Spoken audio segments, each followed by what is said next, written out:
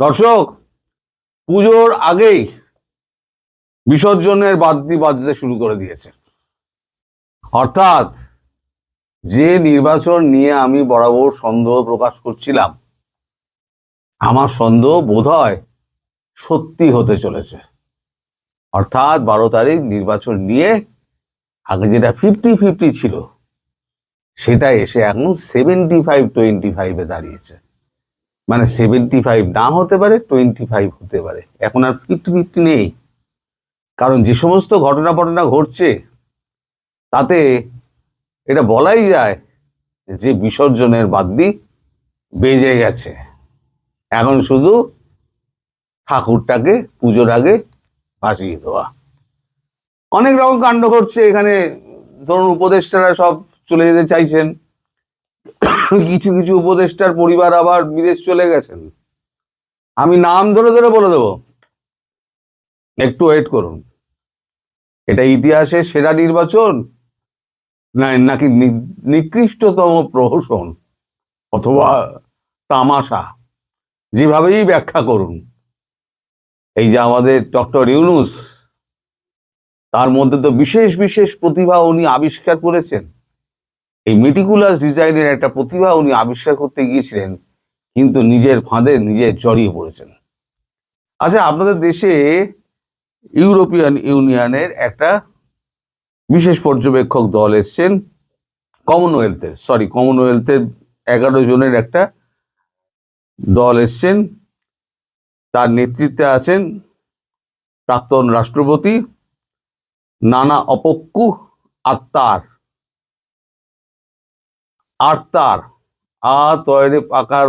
আর্তার। তিনি বিভিন্ন দলের সঙ্গে কথা বলেন, তিনি এবং তার সপারিষদ, যেমন জাতীয় পার্টির আনিসুল ইসলাম, আওয়ামী লীগের 3 জন, আমাদের জয় পুরো নামটা আমি জানি না বলে আমি পুরো নামটা বলতে পারলাম না, আমি দুঃখিত। ডক্টর সেলিম মাহমুদ, ডক্টর জাহানারা আরজু, এই 3 জন ছিলেন। এই 3 জন পরিষ্কার বলে দিয়েছেন যে পৃথিবীতে এমন কোনো নিদর্শন নেই যেখানে কোনো রাজনৈতিক দলকে একেবারে অবৈধ এবং নির্বাসিত করে ব্যান করে দিয়ে নির্বাচন হচ্ছে। যদি কেউ অপরাধী থাকে তাকে নির্বাচন থেকে বাদ দেওয়া যেতে পারে, কিন্তু রাজনৈতিক দলকে নির্বাচন থেকে সরিয়ে দেওয়া, এটা পৃথিবীতে কোথাও কখনো হয়নি। ফলে এই নির্বাচন পৃথিবীর কেউ মান্যতা দেবে না। আওয়ামী লীগের তথ্য ও সম্পাদক উপদেষ্টা সেলিম মাহমুদ, তিনিও এখানে উপস্থিত ছিলেন। এর আগে আপনারা জানেন, ইউরোপিয়ান ইউনিয়ন একটা বিবৃতি দিয়ে জানিয়েছিল যে আওয়ামী লীগ ছাড়া একতরফা নির্বাচন হলে সেই নির্বাচন মান্যতা পাবে না। এ তো গেল এই দিকের ব্যাপার। কালকে সন্ধ্যেবেলা ধুমধুমার কাণ্ড ঘটেছে যমুনায় একটা মিটিং ডাকা হয়েছিল। ডক্টর ইউনূস তিনি একটা মিটিং ডেকেছিলেন। মিটিংটা কি নিয়ে? আসন্ন নির্বাচন নিয়ে, তার প্রক্রিয়া, তার কাজ, এই সমস্ত নিয়ে একটা নির্বাচনে একটা ডেকেছিলেন বৈঠক। সেখানে উপস্থিত ছিলেন বিএনপি, জামাত, ওই কোচি সাংসদদের 4 উপদেষ্টা, নাহিদ ওর মধ্যে ছিলেন। নাহিদ হচ্ছে ওই মানে দলের নেতা। আর ছিলেন বিএনপি তারেক রহমান। সেখানে কিছু কাগজ দেখিয়ে প্রধান উপদেষ্টাকে বলেন, আপনারা সরকার পক্ষ থেকে একটি নির্দিষ্ট দলকে জেতানোর জন্য 75% ভোট পাওয়ার জন্য আপনারা যে সমর্থন আদায়ের জন্য আপনারা যে চাপ দিচ্ছেন এবং সমস্ত রকম আপনারা সরকারি মেশিনারিকে কাজে লাগিয়েছেন এবং রিগিং করার, আপনারা যেটাকে বলেন যে ইলেকশন ইঞ্জিনিয়ারিং, আমাদের এখানে বলে রিগিং করার যে সমস্ত আপনারা কৌশল অবলম্বন করছেন, সেটা বন্ধ না করলে নির্বাচন কিন্তু হওয়া মুশকিল আছে। এদিকে আবার জামায়াতের আমির আবার বলে দিয়েছেন, জামায়াতের প্রার্থী যদি অংশীদার না হিসেবে, জামায়াত যদি অংশীদার হিসেবে এই সরকারে জয়েন না করতে পারে, তাহলে নির্বাচন হতে দেব না। এদিকে ডিপি ওয়ার্ল্ড নিয়ে তো আপনারা জানেন, চট্টগ্রাম বন্দরের ডিপি ওয়ার্ল্ড, সেটা নিয়ে আজকে একেবারে কমপ্লিট শাটডাউন চলছে। সেটা নিয়ে সরকারকে প্রশ্ন করা হলে সাংবাদিকরা যখন প্রশ্ন করে, সাংবাদিকদের প্রশ্নের উত্তরে বলা হয়েছে যে এই চুক্তি থেকে ফিরে আসা যাবে না। আমার প্রশ্ন দর্শক আপনাদের কাছে, এই চুক্তি থেকে ফিরে আসা যাবে না কেন? কি এমন কাণ্ড ঘটেছে? তাহলে কি সেই $784 মিলিয়ন যেটা দিয়েছিল ডিপি ওয়ার্ল্ড, সেটা কি খেয়ে নিয়েছে?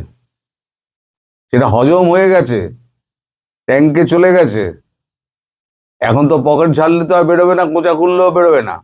সরকারের পকেটে পয়সা নেই, মাইনে দেওয়ার টাকা নেই।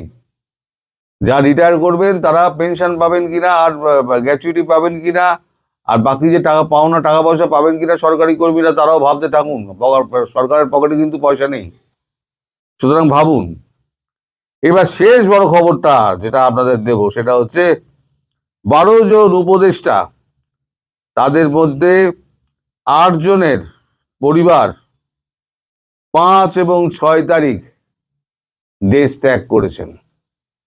মানে বউ বাচ্চা, যারা যারা পরিবারের মা বাবা যা যা ছিল সব নিয়ে দেশ ত্যাগ করেছেন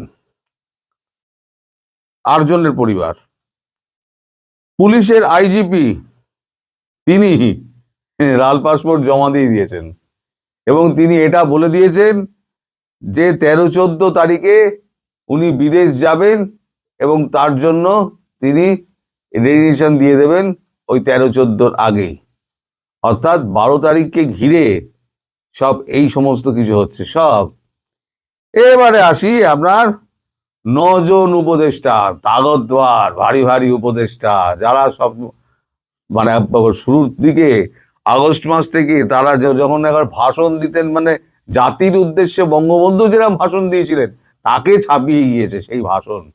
তারা যে ভাষণ টাষণ দিতেন, সেই 9 জনের মধ্যে আর যারা যারা হলেন তাদের নাম আমি বলছি: সালেউদ্দিন, অর্থ উপদেষ্টা; রিজওয়ানা, পরিবেশ উপদেষ্টা; Farida Akhtar, livestock; Sharmin Murshed, work and establishment; Farooki Azam, ধর্ম ও মুক্তিযুদ্ধ উপদেষ্টা; জাহাঙ্গীর আলম চৌধুরী, তিনি হচ্ছেন স্বরাষ্ট্র উপদেষ্টা; তৌহিদ হোসেন, পররাষ্ট্র উপদেষ্টা; খলিলুর রহমান, এনএসএ; শেখ বশির, বিমান এবং বাণিজ্য উপদেষ্টা। এরা বলে দিয়েছেন আমরা এই 12 তারিখের পর আর উপদেষ্টা পদে থাকবো না। সে 12 তারিখ যাই হোক না কেন, যে পরিস্থিতির সৃষ্টি হোক, আমরা এই উপদেষ্টা পদে আর থাকবো না।